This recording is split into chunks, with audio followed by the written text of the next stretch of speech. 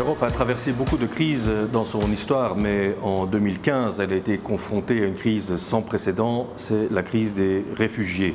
Certains s'entêtent encore à appeler ces personnes des migrants. Ce ne sont pas des migrants, ce sont des réfugiés.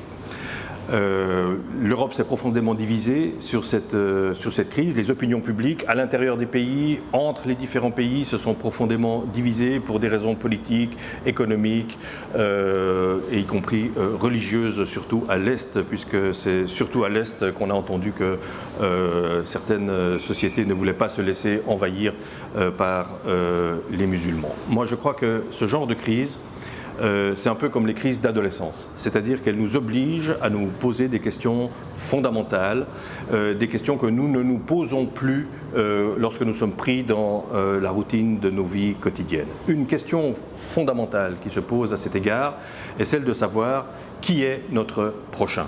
La notion de prochain est tout à fait centrale, je dirais, dans la philosophie chrétienne et dans le christianisme en général. Il faut aimer son prochain comme soi-même, etc. Mais ni d'un point de vue théologique, ni d'un point de vue philosophique, on s'est enquis de véritablement définir cette notion vague. Qui est donc notre prochain?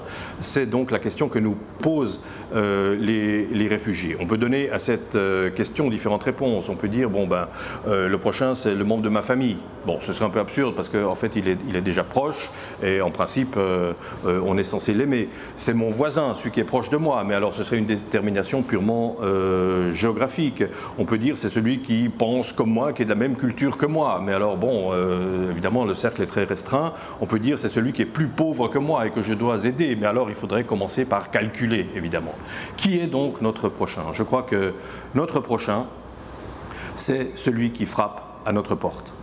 On ne l'a pas choisi, c'est comme ça, il est là, il a les convictions qu'il a, il a la croyance qu'il a, il a la couleur de peau qu'il a et les traditions qu'il a, mais c'est lui qui est là, et donc c'est à lui qu'il faut répondre. Il y a donc une espèce d'urgence dans la notion de prochain, d'aide à son prochain, et je pense que nul ne peut se dire chrétien s'il ne répond pas à ce prochain.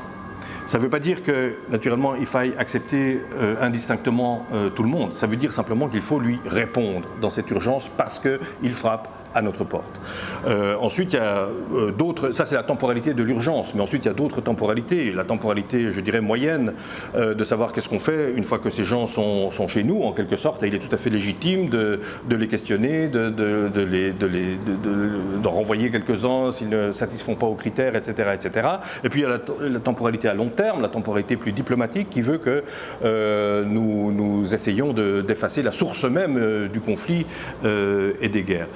Mais dans la temporalité de l'urgence, c'est à lui qu'il faut répondre parce que c'est lui qui frappe à notre porte.